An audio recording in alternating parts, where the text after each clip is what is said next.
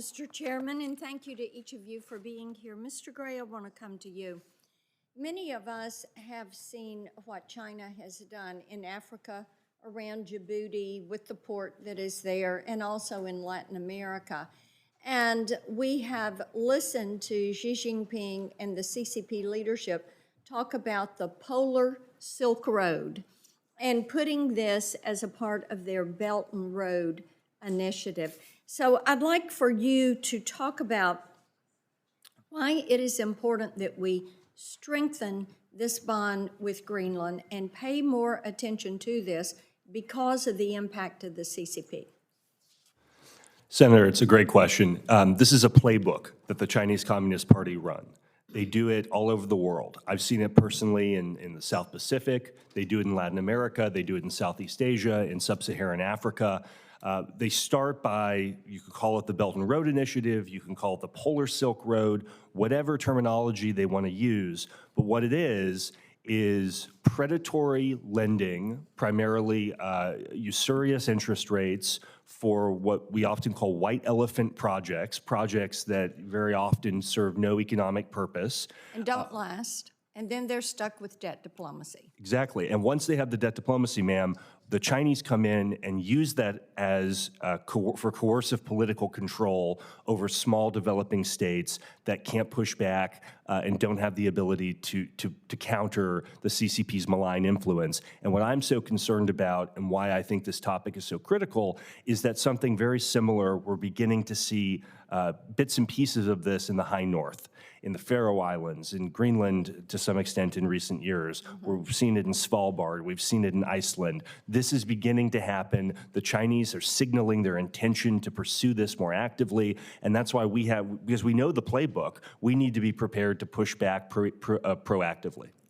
Dr. Pincus, I want to come to you because I had seen a quote from Biden NSC Council Director Brennan, and he made a comment at a Wilson Center event in 22 that the U.S. has accepted that the China has a, and I'm quoting him, vested interest in the Arctic.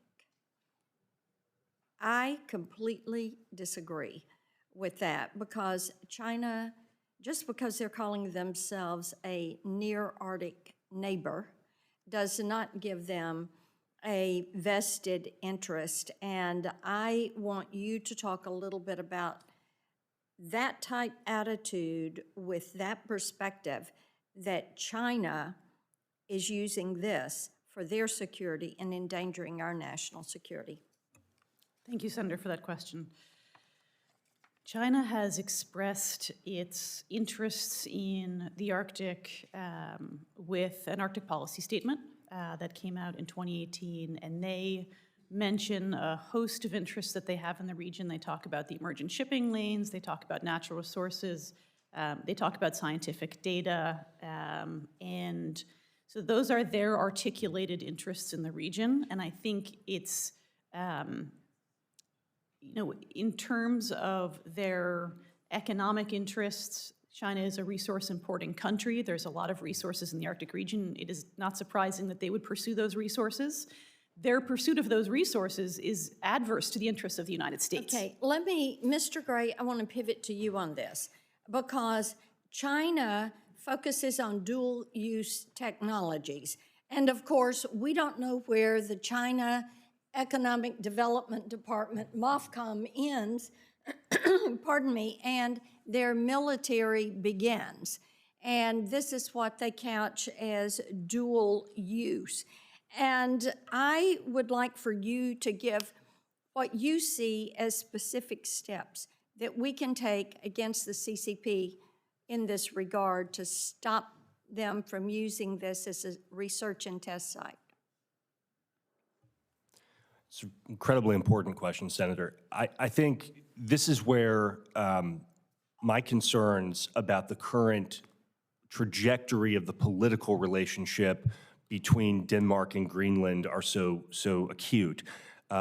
We have to have a plan for this, the reason you outline, and for reasons of even more conventional military purposes. We have to have a plan for what comes next.